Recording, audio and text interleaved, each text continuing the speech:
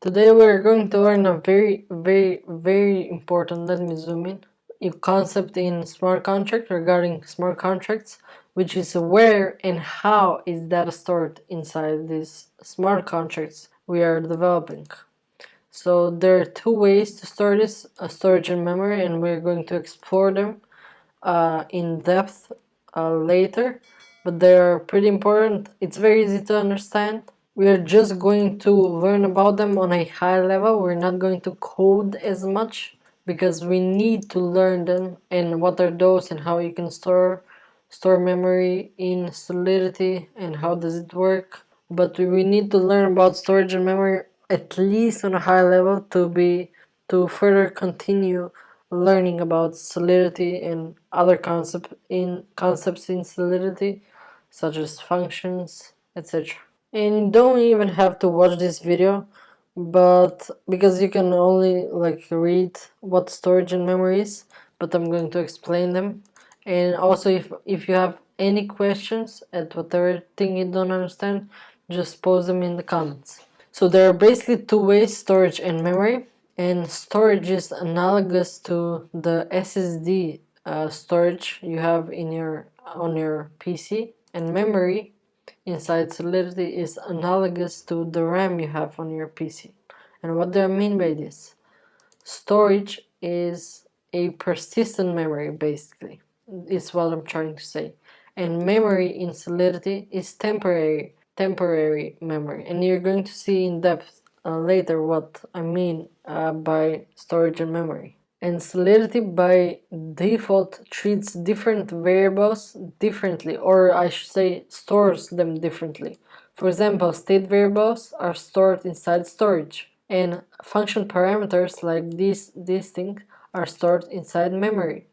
But you can override this behavior by just specifying the keyword memory or storage in front of the variable you declare. So I'm going to say storage, save this, and you get some errors because I'm not sure what the syntax is, but that's it. Okay, let's see what storage is all about.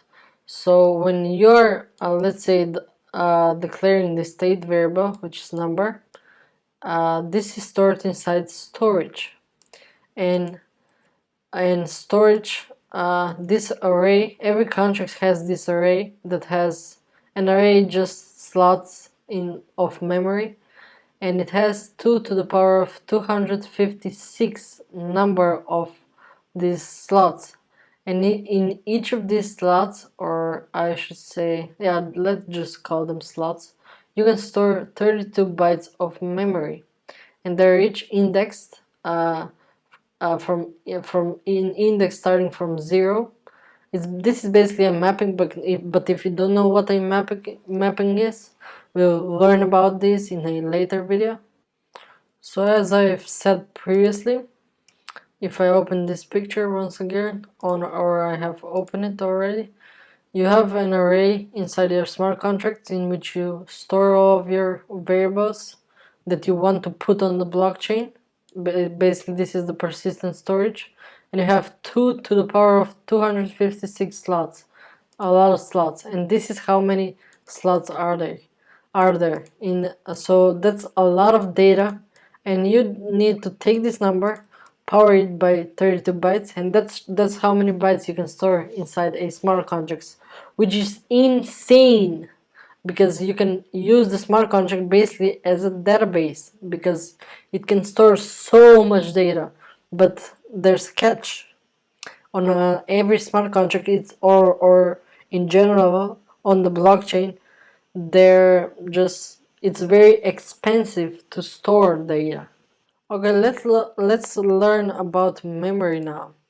So memory, contrary to storage, is a temporary memory, or a way to store data. And let's see what variables are stored inside storage.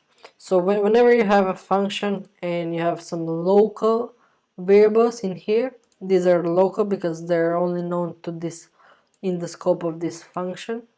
And also these parameters are stored inside memory. And because memory is temporary, we will not need these parameters, so Solidity Solidity does the smart thing and stores them inside memory.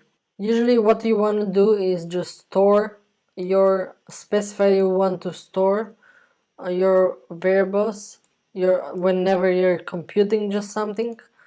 Just store this in memory because it's more gas optimized, and then just store maybe your final result inside some state variable, basically on the blockchain.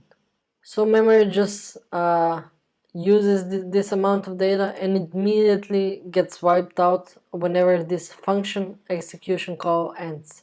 So as you can see here, I have used this Calldata keyword on this name variable that's of type string. But what does this Calldata mean?